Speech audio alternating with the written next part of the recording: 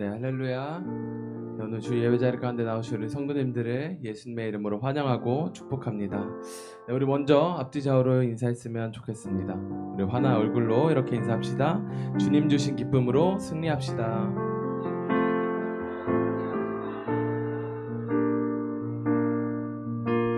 네, 오늘도 주님이 주시는 참된 기쁨으로 승리하는 복된 주일이 되기를 간절히 소망합니다. 시간 우리의 모든 만족 되시는 주님께 우리의 마음을 내어드리며 나아가기를 원합니다. 다리가 불편하지 않으신 분들 함께 일어나셔서 찬양함으로 나아가도록 하겠습니다.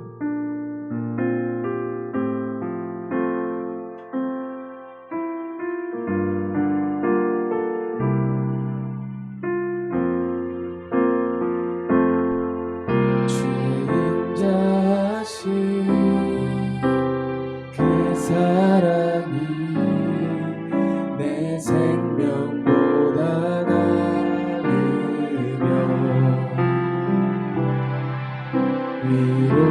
위로하시는 주 손길을 내 눈물보다 귀하다. 변함이 없는 주인자가 내 근심보다 가깝고 주님을 이신 그 보혈이 내 상처보다 진하다.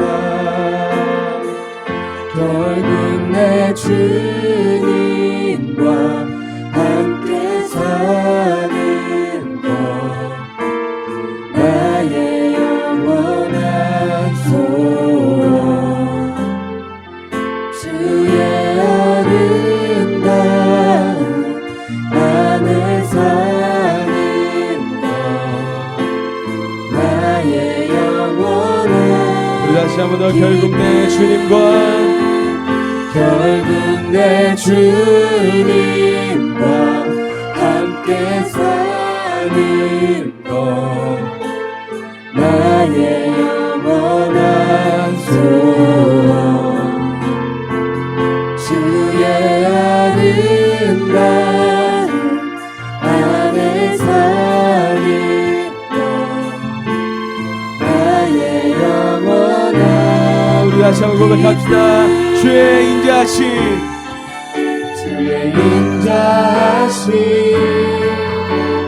그 사랑이 내 생명보다 나으며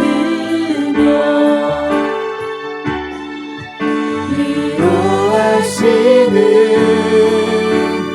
주 손길은 내 손길보다 귀하다. 변함이 없는 주인대가 내 근심보다 가깝고 주님을 이신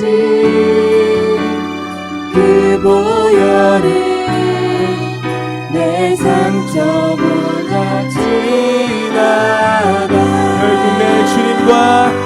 결국 내 주님과 함께 사는 것 나의 영원한 소원.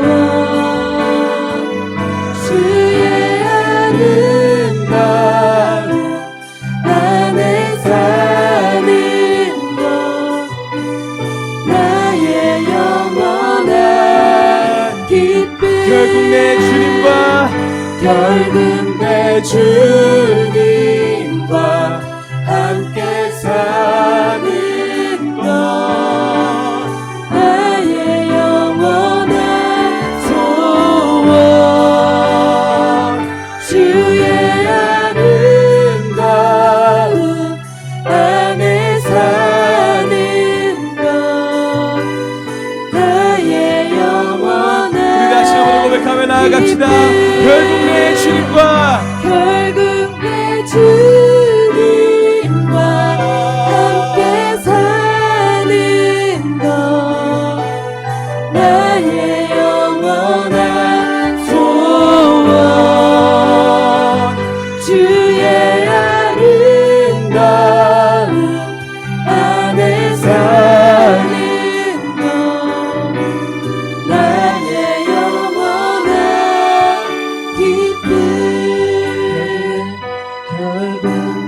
주님과 함께 사는 것 나의 영원한 소원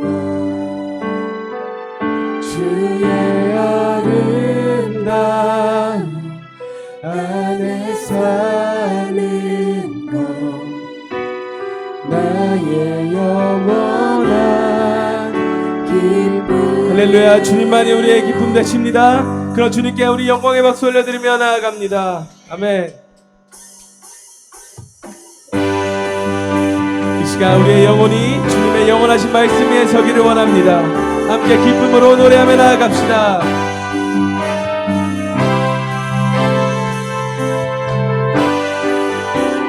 주님 약속하신 말씀 위에서 영원토록 주를 찬송하리라. 소리 높여 주께 영광 돌리며 약속 믿고 우리 다시 한번 더 주님 약속하신 말씀 위에서 영원토록 주를 찬송하리라. 소리 높여 주께 영광 돌리며 약속 믿고 굳게 서리라. 굳게 서리 영원하신 말씀 위에 굳게 서리. 굳게 서리 그 말씀 위에 굳게 서리라. 주님 약속하신 말씀 위에서 세상 경련에게 영습할 때에 용감하게 싸워 이기며 약속 믿고 굳게 서리라.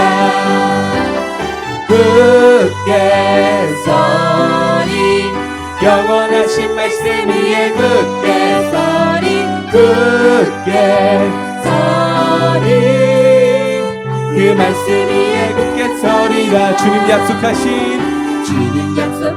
말씀 위에 영원하신 주의 사랑이 믿고 성령으로 있어 싸워 이기며 약속 믿고 굳게 서리라. 굳게 서리 영원하신 말씀 위에 굳게 서리. 굳게 서리 그 말씀 위에 굳게 서리라. 주님 약속하신 성령 인도하는 대로 행하며 주님 품에 항상 안식 얻으며 약속 믿고 굳게 서리라. 굳게 서리 영원하신 말씀 위에 굳게 서리. 굳게 서리 그 말씀이 우리 다시 한번 더 굳게 서리. 굳게 서리 영원하신 말씀 위에 굳게 서리. 굳게 서리 그 말씀이 우리 처음부터 고백합니다. 주님 약속하신 말씀이 영원토록 주를 찬송하리라. 소리 높여 주께 영광 돌리며 약속 믿고 다시 한번 더 주님 약속하신 세상 염려 내게 영습할 때에 용감하게 힘써 싸워 이기며 약속 믿고 굳게 서리라. 굳게 서리 영원하신 말씀 위에 굳게 서리. 굳게 서리 그 말씀 위에 굳게 서리 주님 약속하신 말씀 영원하신 주의 사랑이 믿고 성령으로 있어 싸워 이기며 우리 이번에 4절로 고백합니다. 주님 약속하신 말씀 위에서 성령 인도하는 대로 행하며 주님 품에 항상 안식 얻으며 약속 믿고 굳게 서리라. 굳게 서리 영원하신 말씀 위에 굳게 서리 굳게 서리 그 말씀 위에 다시 한번 더 굳게 서리 굳게 서리 영원하신 말씀 위에 굳게 서리 굳게 서리 그 말씀 위에 굳게 서리라 주가 지으신 주의 날에 우리 다 함께 기쁨으로 즐거워하며 주께 나가세 여호와는 내 빛과 구원 하나님은 내 힘과 방패 내 영혼이 주를 기뻐하네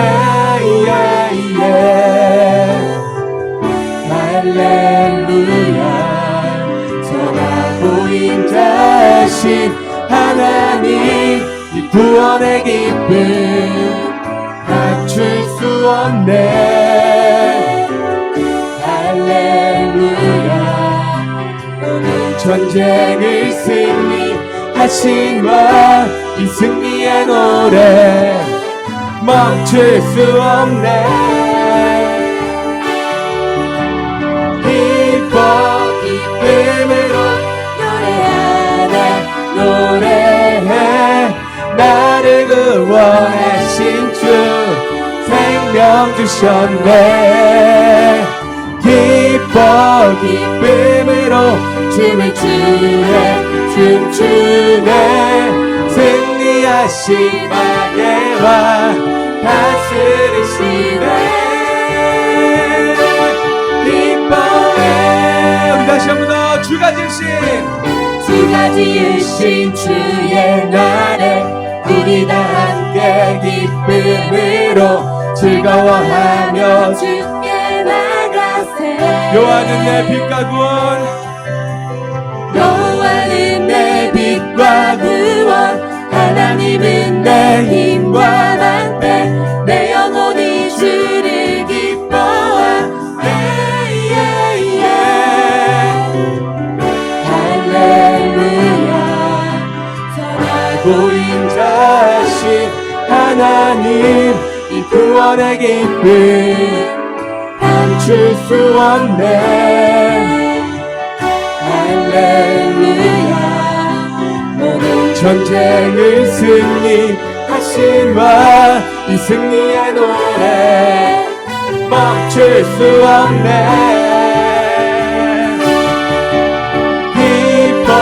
기쁨으로 노래하네 노래해 나를 구원하신 주 생명 주셨네 기쁨으로 춤을 추네 춤추네 승리하신 왕의 왕 다스리시네 할렐루야 선하고 인자하신 하나님 이 구원의 기쁨 감출 수 없네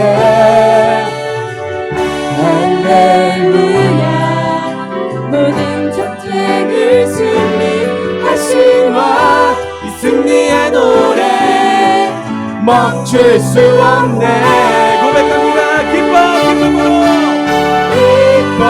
기쁨으로 노래하네 노래해 나를 구원하신 주 생명 주셨네 기쁨으로 춤을 추네 춤추네 승리하신 왕의 왕 우리 다시 한번 더 기쁨으로 노래하네 노래해 나를 구원하신 주 생명 주셨네 기쁨으로 춤을 추네 춤추네 승리하신 왕의 왕 다스리시네 기뻐해 구원의 박수 올려드립니다.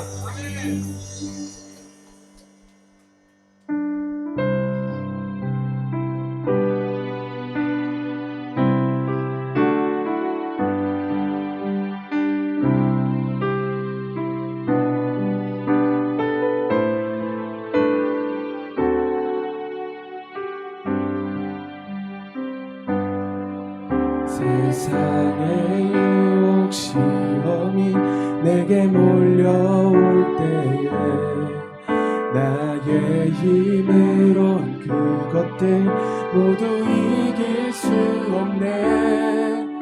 거대한 폭풍 가운데 위축된 나의 영혼 어찌할 바를 몰라 헤매이고 있을 때 세상의 유혹 시험이 내게 몰려올 때에 나의 힘으론 그것들 모두 이길 수 없네. 거대한 폭풍 가운데 위축된 나의 영혼 어찌할 바를 몰라 헤매이고 있을 때 주를 찬양 손을 들고 찬양 전쟁은 나에게 속한 것 아니니 주를 찬양 손을 들고 찬양 전쟁은 하나님께 속한 것이니. 2절로 고백합니다. 거짓과 속임수로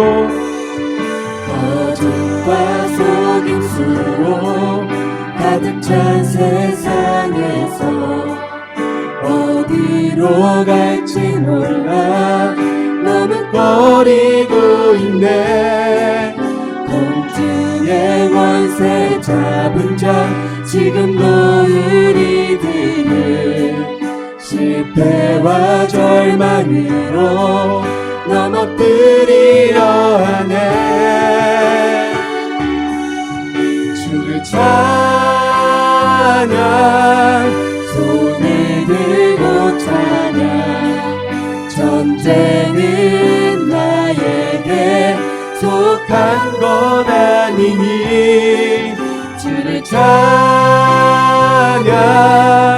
손을 들고 찬양 전쟁은 하나님께 속한 것이니.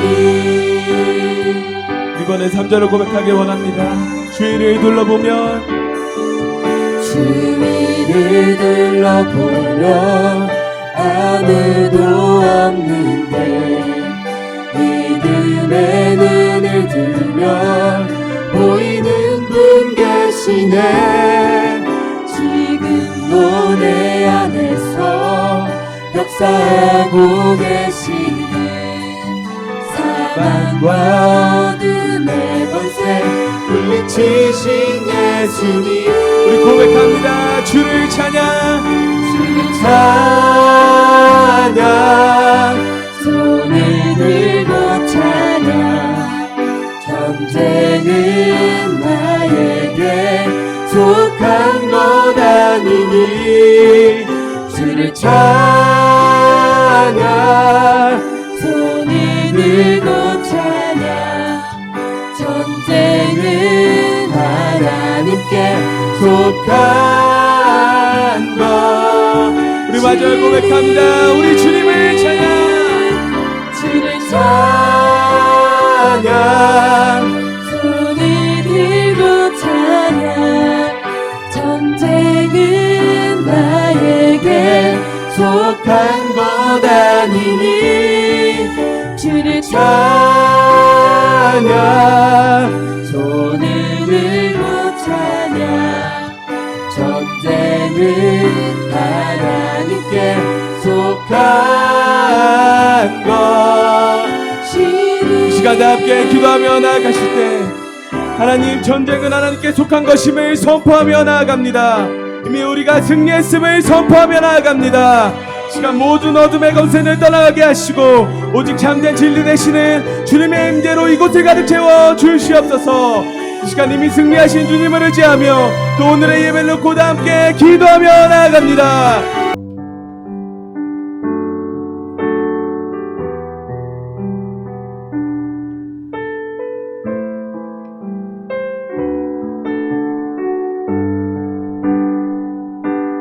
사랑합니다. 나의 예수님 사랑합니다. 아주 많이요. 사랑합니다. 나의 예수님 사랑합니다. 그것뿐이요. 사랑한다 하더라. 내가 너를 잘 아노라. 사랑한다 하더라. 내게 축복 더하노라. 사랑합니다. 나의 예수님 사랑합니다. 아주 많이요. 사랑합니다. 나의 예수님 사랑합니다. 그것뿐이요. 사랑한다 내 딸아. 내가 너를 잘 아노라. 사랑한다 내 딸아. 내게 축복 더하노라. 자, 오늘 함께 말씀을 나누도록 합니다. 오늘 말씀의 제목은 마라에서 엘림까지라는 말씀의 제목을 가지고 하나님 말씀을 증거하도록 하겠습니다. 자, 지난 한 주 참 무더운 날씨였어요. 그럼에도 불구하고 건강한 모습으로 이렇게 예배의 자리를 지켜주신 우리 성도님들 주님의 이름으로 축복하고 또 환영합니다. 여러분, 이렇게 이제 매년 무더운 여름이 되면 항상 빠지지 않고 단골로 등장하는 뉴스 중에 하나가 뭐냐면 우리나라에서 가장 더운 데가 어디냐는 거예요. 작년까지만 해도 대구가 제일 더웠죠. 그래서 흔히 뭐 데프리카 뭐 이렇게 표현을 하더라고요. 근데 이제 이번에는 보니까 양산 쪽에 거의 43도에 육박하는 엄청난 고온 현상이 일어났어요. 이게 이제 하나의 일상이 돼버린 것 같아요. 특별히 경상북도 쪽이나 이런 쪽에는요. 저는 여름이 되면 참 쉽지가 않아요. 또 우선 체력적으로도 딸립니다만 제가 이제 피부가 이렇게 조그만 햇볕에 걸리면 거의 뭐 그냥 원주민이 돼갑니다. 그래가지고 제가 이렇게 얼굴이 검게 탄 걸 보고는 저희 아이들이 혹시 어디가 아프시냐고 이렇게 물어보시는데 그렇지는 않습니다. 항상 여름에 일상적인 생활입니다. 이런 얘기가 있어요. 어떤 크리스찬이 직장인인데 서울에서 직장 생활을 하다가 한여름에 이제 무더운 대구로 이렇게 발령이 난 겁니다. 그래서 이제 내려가게 되었는데 아이들이 이제 학교를 다니다 보니까 다 같이 내려가지 못하고 우선은 이제 그 남자 집사님만 먼저 가서 자리를 잡기 위해서 혼자 이제 대구에 이제 내려간 겁니다. 그래서 이분은 대구에 도착하자마자 이제 자신의 아내에게 나 잘 도착했습니다라고 카톡 문자를 이제 보낸 거예요. 근데 이제 급한 마음에 그만 실수로 자신의 아내가 아니라 다니고 있던 그 교회 원로 목사님, 그 원로 목사님 사모님께 문자를 보낸 거예요. 근데 이 사모님은 얼마 전에 이렇게 남편 되시는 목사님께서 소천을 하셔가지고 장례를 치른 지 얼마 안 되는 그런 사모님이셨어요. 사랑하는 남편을 보낸 이 슬픔 가운데 계시던 사모님이 그날 자신에게 온 이 문자를 읽어보다가 그만 소스라치게 놀라고 기절을 하고 말았던 겁니다. 왜냐하면 그 문자에 이런 문자가 써 있었던 겁니다. 여보, 나는 이곳에 무사히 잘 도착했어. 근데 이곳은 정말이지 엄청나게 뜨겁구려. 얼마나 뜨거운지 숨을 쉴 수가 없어. 아무쪼록 당신도 조만간 애들 데리고 이곳으로 오기를 바랍니다. 이렇게 쓴 거예요. 그러니까 잘못된 문자인 거죠. 근데 오해하기 딱 맞은 거예요. 사랑하는 여러분, 천국은 가도 그만 안 가도 그만인 곳이 아닙니다. 우리가 좋은 대학이나 좋은 직장은 지금 들어가지 않는다 할지라도 다른 길로도 얼마든지 성공할 수 있지만 천국은 한 번 못 들어가면 그것으로 끝이고 영원한 지옥에서 고통스럽게 지내야 하는 저주받은 곳인 거예요. 그래서 천국은 어떻게 해서든지 반드시 들어가야 하는 곳이고요. 무엇보다 여러분의 사랑하는 가족들에게도 이 생명의 복음이 하루속히 전해져서 그들 모두가 천국에서 다시 만나는 그런 소망을 얻게 되기를 주의 이름으로 축복합니다. 제가 지금까지 이제 살아오면서 올여름처럼 이렇게 더운 적이 없었는데요. 현장에서 일하시는 성도님들의 삶은 또 얼마나 힘들까 이런저런 생각을 해보니까 참 마음이 쓰이는 게 사실이에요. 특별히 1년 내내 지금 더운 나라에서 사역을 하고 있을 우리 김지연 선교사를 생각하면 참 많이 힘들겠다 이런 생각이 들어요. 또 이렇게 얘기하면 우리 귀국 선교사들은 우리도 다 겪어본 경험입니다 이렇게 얘기할 수 있겠죠. 그만큼 더운 나라예요. 자, 오늘 본문은 본문 말씀의 배경은 그겁니다. 이스라엘 백성들이 애국, 지금으로 말하면 이집트죠. 이집트라는 나라에서 400년 동안 노예 생활을 하다가 드디어 하나님의 은혜로 그곳에서 이제 탈출을 하게 된 거예요. 하나님이 모세라는 아주 훌륭한 지도자를 세워서 그들을 애굽의 압제로부터 해방을 시키신 겁니다. 자, 그들이 그렇게 탈출하게 된 배경에는 참으로 기가 막힌 그런 사건들이 많이 있었어요. 애굽 왕 바로를 징계하는 10가지 재앙부터 시작해서 좀 전에 우리가 읽었던 이 15장 초반부에 보면 바로 그 홍해 사건, 그것도 그 중에 하나인 거지요. 근데 그들이 이집트를 벗어나서 가나안 땅을 향해 걸어나가다가 순간 맞닥뜨린 게 뭐냐면 이제 홍해 바다였거든요. 그러니까 바다가 앞에 있어가지고 더 이상 오지도 못하고 가지도 못하는 그런 상황이 된 거예요. 자, 그런데 뒤에서는 애국 군인들이 말과 병거를 타고 이들을 붙잡겠다고 죽이겠다고 지금 쫓아오고 있는 상황이란 말이죠. 여러분, 이때 하나님께서 그들이 한 번도 상상해보지 않았던 바다를 갈라서 그들로 하여금 안전하게 건너게 하시는 아주 초유의 기적을 일으키신 거예요. 그리고 그들을 쫓아오는 이집트 군대는 모두 하나님이 이스라엘 군대가 이스라엘 백성들이 다 건너고 나니까 바다를 다시 합침으로 말미암아 더 이상 쫓아오지 못하도록 그렇게 하나님이 막아주신 거예요. 그래서 이스라엘 백성들은 이런 하나님의 은혜가 너무 감사해서 다 같이 모여서 함께 춤을 추며 하나님을 찬양했던 거죠. 자, 그 내용이 바로 오늘 본문 바로 전에 나와요. 자, 그런데요, 오늘 본문을 보시면 지금은 정반대의 사건이 지금 일어난 거예요. 자, 22절 말씀 한번 읽어보겠습니다. 22절 시작. 모세가 홍해에서 이스라엘을 인도하여 광야로 들어가서 거기서 사흘 길을 걸었으나 물을 얻지 못하고. 아멘. 여러분, 여기에 나온 수르 광야라는 지명은 거의 반사막지대라고 보시면 돼요. 근데 그런 데서 3일 동안 물을 얻지 못했으니 이건 뭐 씻는 건 고사하고서도 당장 목이 말라 죽을 지경인 거지요. 하지만 이스라엘 백성들이 이렇게 물을 얻지 못한 것은 사실 광야에서 길을 잃어버려서가 아니에요. 왜냐하면 그들은 처음부터 길을 몰랐고요. 그저 하나님의 약속 하나 붙들고 가다 보니까 하나님이 불기둥과 구름기둥으로 인도하는 대로 그냥 잘 따라가기만 한 겁니다. 그런데도 3일 동안 물을 얻지 못한 거예요. 여러분, 우리가 인생을 살다 보면 이런 대목 때문에 우리가 힘들어하는 거예요. 분명 나는 하나님의 말씀에 따라 순종하면서 따라갔단 말이에요. 문제 앞에서 기도하라고 해서 기도도 했고 힘들고 어려워도 예배 한 번 안 빠지려고 노력했고 또 열심히 순종하며 봉사도 했단 말이죠. 근데 결과는 3일 동안이나 물을 얻지 못하는 고난에 직면하게 되는 거예요. 여러분, 이럴 때 우리는 당황하죠. 도대체 왜 이런 일이 나에게 일어나는 걸까? 왜 우리 가정 가운데는 이런 어려운 일들, 이런 비극이 일어나는 걸까? 그런데 더 이해할 수 없는 게 23절과 같은 상황입니다. 23절을 한번 보시기 바랍니다. 시작. 마라에 이르렀더니 그곳 물이 써서 마시지 못하겠으므로 그곳 이름을 마라라 하였더라. 아멘. 여러분, 마라라는 단어가 쓰다라는 의미를 가지고 있거든요. 근데 이때의 상황을 여러분들이 이스라엘 백성들의 입장에서 딱 선다라면 여러분, 이 상황에서 뭐가 제일 힘들었을까요?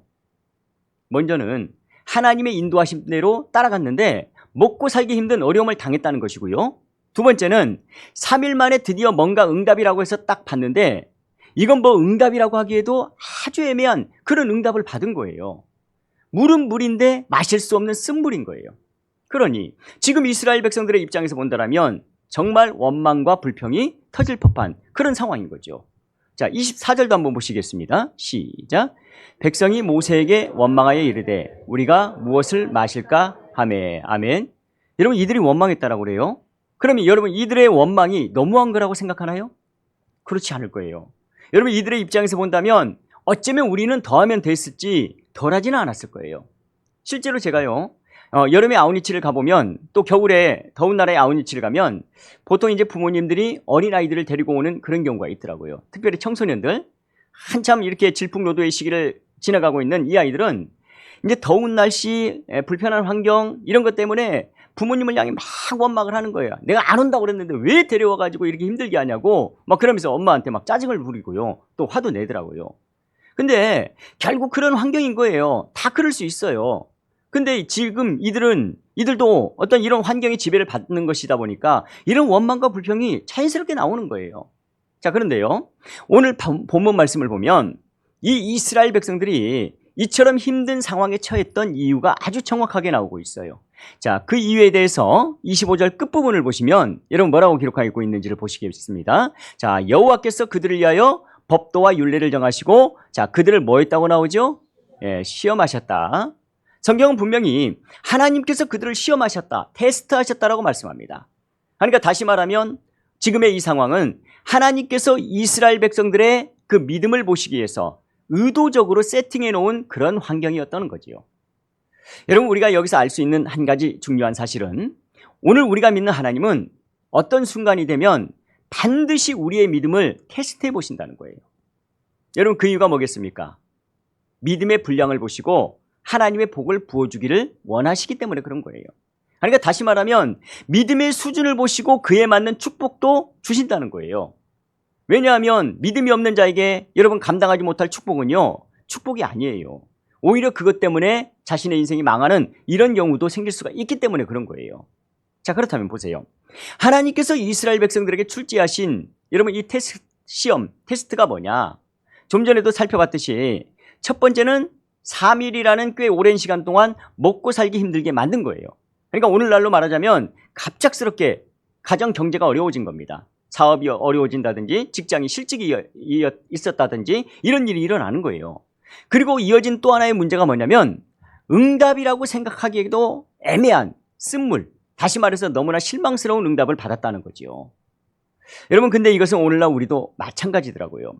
하나님이 우리의 믿음을 테스트하실 때 자주 이렇게 출제하시는 문제 중에 하나가 뭐냐면 바로 먹고 사는 문제입니다. 물질적인 것. 그래서 경제적으로 힘들 때도 여전히 그렇게 하나님의 말씀을 지키며 순종하며 살아가는지, 그리고 그 힘든 상황을 어떻게 우리가 헤쳐나가는지 하나님이 다 보신다는 거예요. 그리고 그런 하나님의 테스트의 절정은 뭐냐면 실망스러운 응답을 주신다는 거예요. 그래서 차라리 이게 무슨 응답이야 이렇게 생각할 것 같은 김새는 이런 것들을 먼저 주시는 거예요. 그리고 하나님은 그런 실망스러운 응답에 반응하는 우리의 모습을 가만히 지켜보시는 거예요. 여러분, 요즘 우리나라뿐만이 아니라 우리나라를 비롯한 전 세계에 참 비가 오지 않아서 큰 걱정이죠. 근데 열왕기상 17장 18장에 보면 이 이스라엘에도 무려 3년 6개월 동안 비가 오지 않았던 어려움이 있었습니다. 우리는 뭐 1년에 몇 달만 비가 안 와도 정말 힘든데 3년 6개월이면 풀 한 폭이 안 날 만큼의 아주 그냥 바짝 마른 거예요. 근데 그때요, 믿음의 선지자인 엘리야가 비가 오지 않는 그 이스라엘을 위해서 하나님 앞에 큰 비를 구합니다. 그냥 보통 비가 아니에요. 3년 6개월이라는 가뭄을 해갈시킬 수 있을 만큼의 정말 큰 비가 필요했던 거예요. 자, 근데 드디어 응답이 왔습니다. 여러분, 응답이 어떻게 왔는지 아세요? 하늘에 손바닥만한 작은 구름이 떴다라고 말씀을 해요. 뭐 이거 장난하는 것도 아니고, 여러분 3년 6개월 동안 가물어 메마른 땅에 손바닥만한 구름은 여러분 진짜 믿음이 없는 사람의 그 마음으로 보면 이건 정말 실망스러운 응답이거든요. 근데 엘리야가 그런 손바닥만한 작은 구름을 보고 하나님을 원망했다거나 실망했다는 말이 한 군데도 나오지 않아요. 오히려 그는요, 그 작은 구름 하나를 보면서 하나님의 일하심을 기대합니다. 그러니까 3년 6개월 동안 아무것도 없었던 그 마른 하늘에 작은 구름 하나를 만들어내시는 하나님이시라면 지금 저 작은 손바닥만한 구름을 통해서 큰 먹구름도 큰 비도 큰 비도 내려주실 수 있다는 그 믿음을 엘리야가 보여준 거예요. 그래서 그는요, 기도의 자리를 떠나지 않고 더 간절히 기도하는 그런 모습을 보입니다. 여러분, 엘리야가 그 당시 얼마나 간절했는지 아세요? 자신의 얼굴이 무릎 사이에 들어갈 만큼 그렇게 간절히 기도했어요. 자, 그랬더니 하나님께서는 엘리야의 그와 같은 믿음을 기뻐하시면서 그에게 합격점을 주셨고, 정말 얼마 후에는 3년 6개월의 가뭄을 해갈하고도 남을 만큼의 큰 비를 허락해 주셨던 거예요.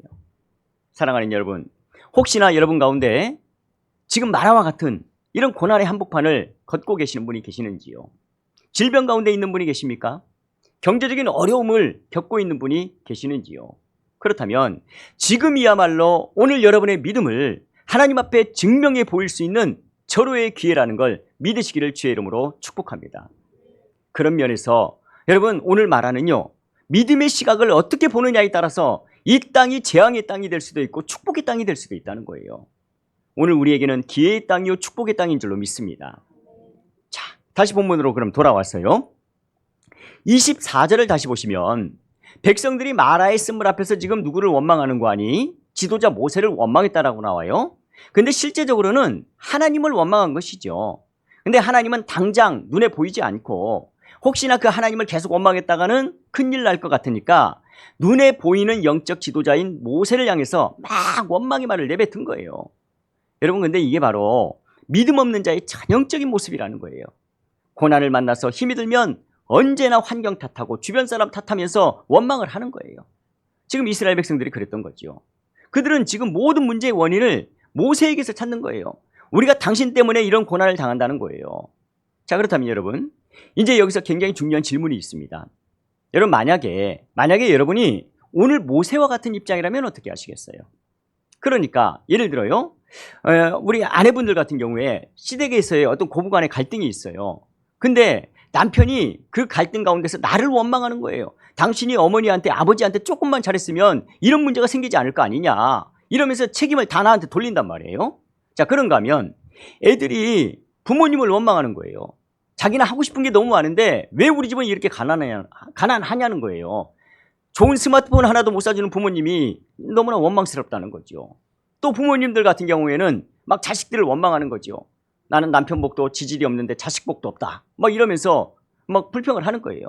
그러면 여러분, 이럴 때 누군가가 나를 향해서 막 그 원망의 화살을 막 쏘아댈 때 여러분 같으면 어떻게 반응하시겠어요?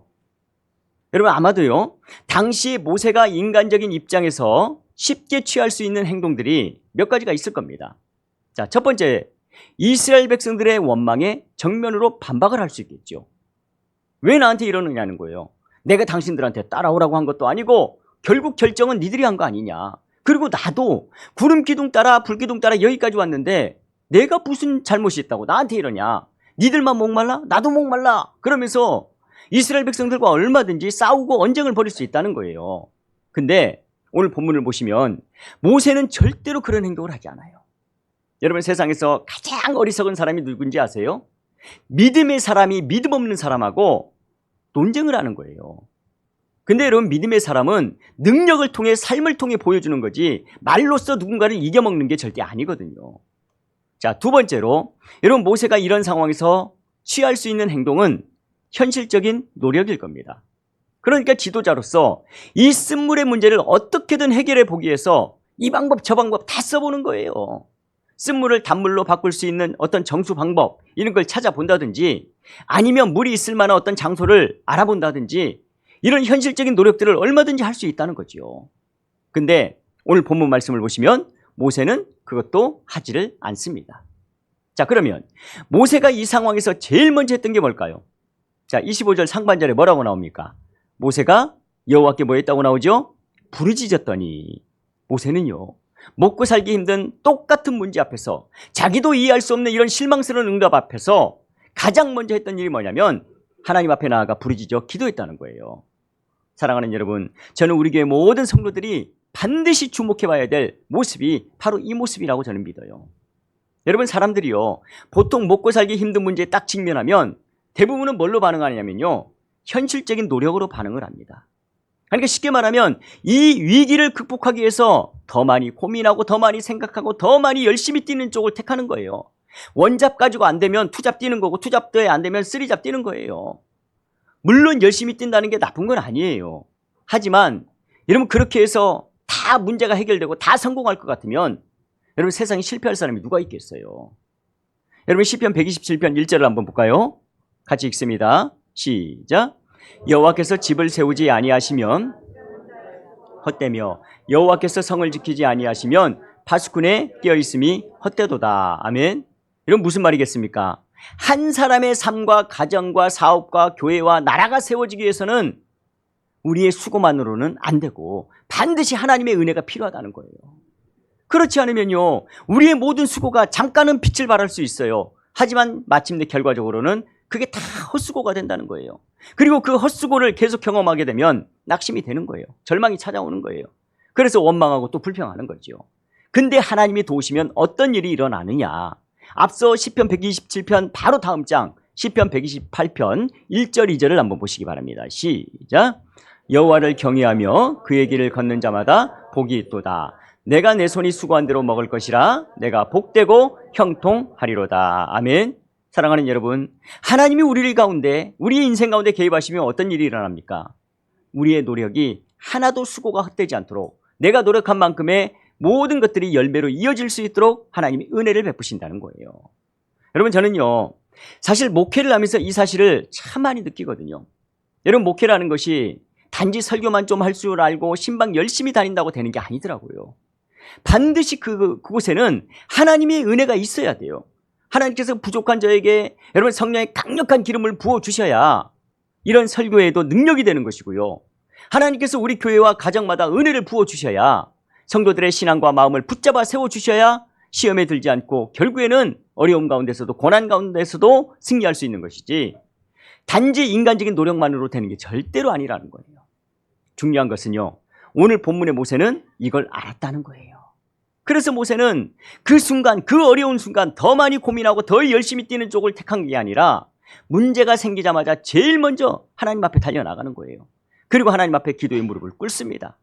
그리고 그가 하나님 앞에 간절히 부르짖어 기도하니까 하나님께서 그에게 지금의 이 문제를 풀어나갈 수 있는 방법을 가르쳐 주세요. 자, 25절 중반절을 한번 봅니다. 25절 중반절 시작. 여호와께서 물에 던지니 물이 달게 되었더라. 아멘. 여러분 모세는 기도를 통해서 해답을 얻고 난 후에 그 다음에 액션을 취한 거예요. 그러니까 행동이 나쁘다는 말이 아니에요. 오히려 오늘날 성도들의 문제점은 뭐냐면요 기도는 열심히 하는데 행동을 하지 않아요. 근데요 그 어떤 행동도 기도보다 앞서면 안 되는 거예요. 그러므로 여러분 잊지 마십시오. 다시 한번 말씀을 드립니다. 예배나 기도는 시간과 체력이 남아도는 사람이 하는 게 아니에요. 하나님이 도와주지 않으면 오늘 우리의 삶도 우리의 가정도 우리의 사업도 세워질 수 없다는 것을 믿는 사람이 바쁜 시간 쪽에서 나와서 예배하고 기도하는 거예요. 그래서 성경은요 야고보서 5장 13절에 말하기를 너희 중에 고난당하는 자가 있느냐? 그는 뭐 할 것이요? 기도할 것이요. 이게 성경의 대답이에요. 너희 중에 어려움을 당하는 자가 있느냐? 고난 중에 있는 자가 있느냐? 마리아의 쓴물 가운데 있는 자가 있느냐? 그러면 가장 먼저 기도부터 하라는 거예요.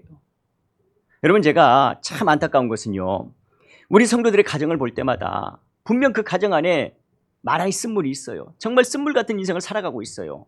그럼에도 불구하고 늘 걱정만 해요. 늘 염려만 해요. 그래서 이제 권면을 하죠. 성도님 기도의 자리를 좀 회복하셨으면 좋겠습니다. 근데 그게 안 되는 거예요. 그때마다 이런 교회 빈자석을 탁 바라보면서 야, 저 자리는 그분이 오셔야 되는데 저 자리는 그분이 앉아 있어야 하는데 이런 아쉬움이 있는 거지요. 사랑하는 여러분, 오늘 여러분 가운데 혹시나 마라의 쓴물 가운데 계시는 분이 계신지요? 그렇다면 오늘 성경 말씀 그대로 만사를 먼저 제쳐놓고 먼저는 기도에 무릎을 또 꿇을 수 있기를 주의 이름으로 축복합니다. 문제 앞에서 기도하지 않으면 오늘 이스라엘 백성들처럼 늘상 주변 사람과 다투고 싸울 일만 생기는 거예요. 아무것도 아닌 것 가지고 서운해하고 원망스럽고 이런 마음만 생기는 거예요. 그럴 때일수록 더욱 기도의 자리를 지키셔야 돼요.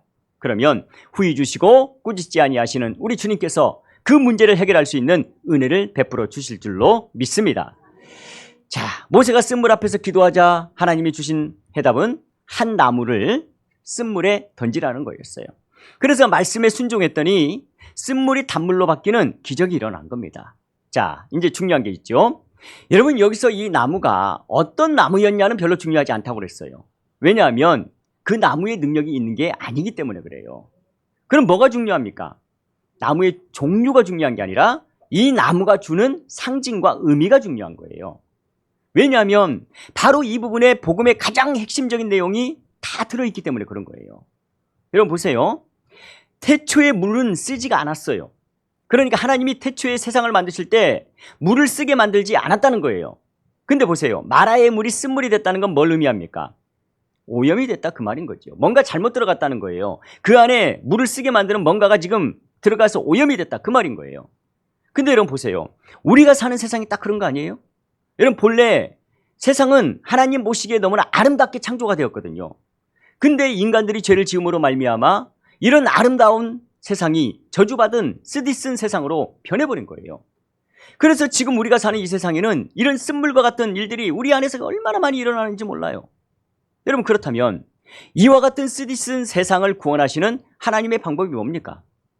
바로 나무로 상징되는 예수 그리스도의 십자가 사건인 거지요. 쉽게 말하면 쓴물과 같은 세상을 고치시기 위해서 말씀이신 예수님을 이 땅에 보내셔서 우리를 대신에 죽게 하시고 사흘 만에 다시 살리신 거예요. 그 복음의 내용이 오늘 본문에 상징적으로 녹아있는 거예요. 사랑하는 여러분, 우리가 인생 가운데 있는 쓴물을 단물로 변화시킬 수 있는 분은 오직 하나님 한 분밖에 없는 줄로 믿습니다. 오직 예수 그리스도의 십자가의 주인공, 그 주님밖에는 없어요. 그래서 성경은 말하는 거예요. 주 예수를 믿으라. 그리하면 너와 내 집이 구원을 얻으리라.